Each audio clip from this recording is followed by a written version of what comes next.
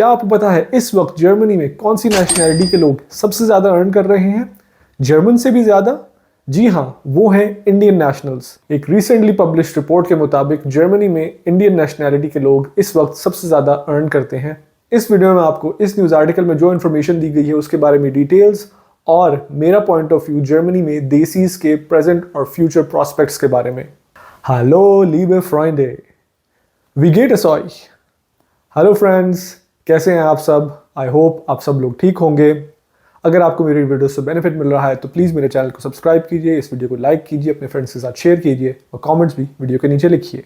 तो जिस news article की मैं बात कर रहा हूँ उसमें इंस्टीट्यूट ऑफ जर्मन इकोनॉमी यानी इंस्टीट्यूट der Deutschen Wirtschaft ने जर्मनी में डिफरेंट नेशनैलिटीज़ के एम्प्लॉयज़ की सैलरीज को एनालाइज किया है और वो इस रिजल्ट पे पहुंचे कि 2023 में इंडियन पासपोर्ट होल्डर्स जर्मनी में सबसे ज़्यादा अर्न करने वाली नेशनैलिटी थी। इस लिस्ट में सेकंड नंबर पे यूएसए और थर्ड नंबर पे ऑस्ट्रिया की नेशनैलिटीज आती हैं। इंटरेस्टिंगली जर्मन नेशनैलिटी रखने वाले इस लिस्ट में काफ़ी नीचे आते हैं। एक मीडियन एम्प्लॉई जर्मनी में पर मंथ 5,359 यूरोज अर्न कर रहा है, जो कि बनते हैं इंडियन रुपीज़ में 4,73,000।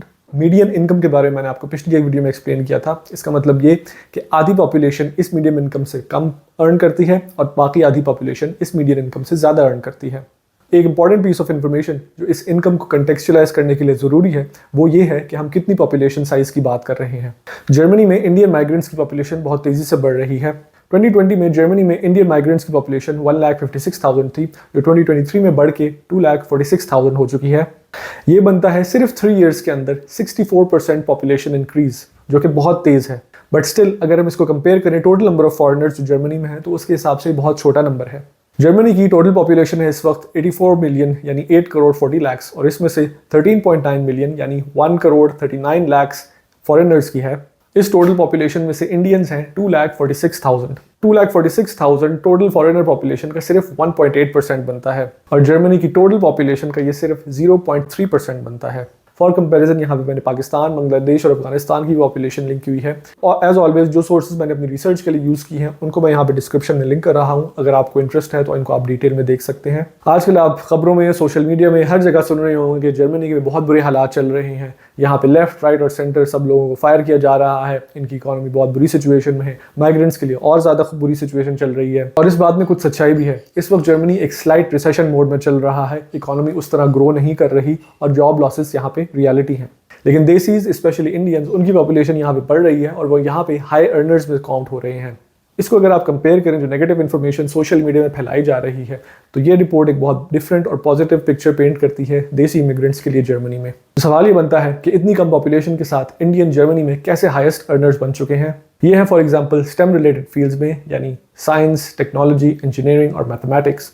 इसमें मैं फाइनेंस और मैनेजमेंट को भी इंक्लूड करूंगा क्योंकि वहाँ पे भी मैंने बहुत सारे देसीज देखे हैं। इन जॉब्स को एक्वायर करना आसान नहीं होता। इसके लिए आपको बहुत टफ पढ़ाई और बहुत ज़्यादा इंटेलिजेंस चाहिए। ये सिर्फ टेक्निकल स्किल्स की बात नहीं, इवन जर्मन लैंग्वेज बैरियर जो यहाँ पे जर्मन जॉब्स एक्वायर करने में और यहाँ पे सोसाइटी में इंटीग्रेट करने के लिए एक बहुत मुश्किल चीज़ है। एक हाई अर्निंग जॉब एक्वायर करने के लिए आपको ये सारी टेक्निकल और लैंग्वेज स्किल्स को पूरा करना है और उसके बाद अगर आप हाई अर्नर्स में शुमार हो रहे हैं तो एक बहुत बड़ी अचीवमेंट है।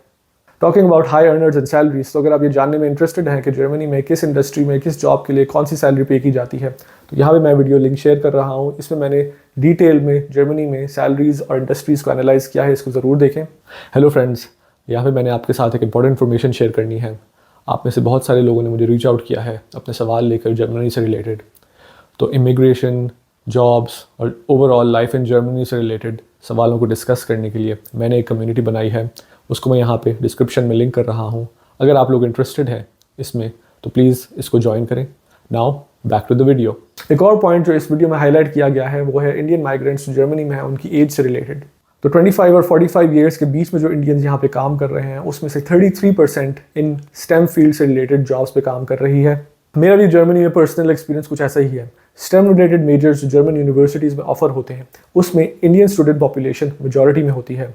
मैं खुद पर्सनली जानता हूँ जर्मनी की एक टॉप MBA स्कूल को जिसमें 80% स्टूडेंट पॉपुलेशन इंडियन स्टूडेंट्स की है। जर्मनी दुनिया की 4th लार्जेस्ट और यूरोप की लार्जेस्ट इकोनॉमी है। In terms of social benefits और वर्क लाइफ बैलेंस जर्मनी जैसे कुछ ही मुल्क हैं जो इस दुनिया में एग्जिस्ट करते हैं। अगर आप एक पॉजिटिव माइंडसेट के साथ आएँ तो यहाँ पे भी आपको ग्रोथ की बहुत सी अपॉर्चुनिटीज़ मिलती हैं। और ये सब मैं कह रहा हूँ डिस्पाइट नोइंग कि जर्मन इकोनॉमी इस वक्त एक अच्छी सिचुएशन में नहीं है। यस, जितने आसान हालात आज से कुछ साल पहले थे कि आंख बंद करो और यहाँ पे जॉब मिल जाती थी, वैसी सिचुएशन इस वक्त जर्मनी में नहीं है। यहाँ पे आपको एफर्ट करना पड़ता है, जर्मन लैंग्वेज सीखनी पड़ती है, लेकिन जब आप ये सब कर लो तो उसके बाद आपके लिए यहाँ पे स्टिल मेरे हिसाब से काफ़ी अपॉर्चुनिटीज़ हैं। और जो वर्क एथिक और टैलेंट देसी इमिग्रेंट्स जर्मनी में दिखाया है, उसी की बेसिस पे वो यहाँ के हाईएस्ट अर्नर्स बन चुके हैं। और इसको देखते हुए मैं इनकरेज करूंगा उन लोगों को जो बाहर माइग्रेट करना चाह रहे हैं कि जर्मनी को अपने फ्यूचर प्लान्स में ज़रूर कंसिडर करें। मेरी काफ़ी सारी ऑडियंस के दिमाग में ये ख्याल आ रहा होगा कि सारे स्टेटिस्टिक्स तो इसने इस वीडियो में इंडिया के बारे में दिए हैं, तो ये देसीज़ की बात क्यों कर रहा है? क्या पाकिस्तान, बांग्लादेश के बारे में भी कोई इन्फॉर्मेशन है?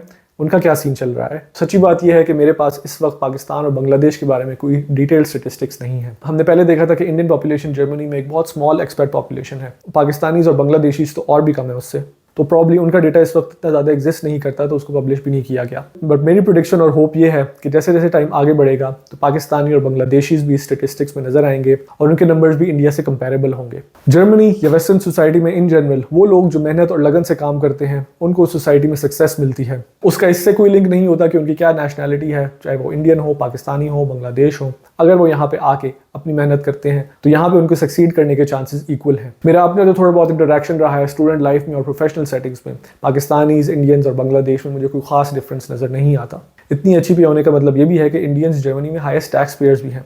मैं ये बात in terms of total tax नहीं कर रहा, बल्कि जो आपकी पॉपुलेशन है उसके हिसाब से आप कितना टैक्स दे रहे हैं उसमें इंडियंस सबसे आगे हैं। जैसे मैंने आपको अपनी पिछली वीडियो में बताया था, ग्रोस सैलरी और नेट सैलरी के बीच में डिफरेंस, जिसको मैं यहाँ पे लिंक कर रहा हूँ, आपकी सैलरी का एक बड़ा पोर्शन टैक्सेस और सोशल कॉन्ट्रीब्यूशंस में जाता है, और जो हाई अर्नर्स होते हैं उनकी इनकम से ये टैक्स ज़्यादा निकलता है। इन्हीं टैक्सेस और कॉन्ट्रीब्यूशंस को यूज़ करके जर्मन गवर्नमेंट सोसाइटी में सोशल वेलफेयर प्रोवाइड करती है, और जब वो देखते हैं कि एक कम्युनिटी इसमें इतना ज़्यादा कंट्रीब्यूट कर रही है तो उस कम्युनिटी की जर्मन सोसाइटी में स्टैंडिंग बढ़ जाती है। एक और कमेंट जो मैंने अपने वीडियोस के नीचे देखा है वो ये कि क्या ये ट्रेंड कंटिन्यू होगा, क्या जर्मनी में पॉलिटिकल चेंजेस की वजह से देसीज के लिए फ्यूचर में चांसेस खत्म हो जाएंगे? तो इसमें मेरा पॉइंट ऑफ व्यू ये है, रिगार्डलेस कि जर्मनी में राइट विंग की गवर्नमेंट हो या लेफ्ट विंग की, जर्मन सोसाइटी का कोर इशू है एजिंग पॉपुलेशन और इससे रिलेटेड जो इनके सोशल सिस्टम्स पे स्ट्रेन्स पड़ रहे हैं। इस कोर इशू की सोल्यूशन नेट इनवर्ड माइग्रेशन है, और अगर देसीज जो कि यंग, वेल क्वालिफाइड और हाई अर्नर्स इस सोसाइटी का पार्ट बनेंगे और इस सोसाइटी को सपोर्ट करेंगे तो कोई बेवकूफ़ गवर्नमेंट ही होगी जो इस ट्रेंड को रोकने की कोशिश करेगी।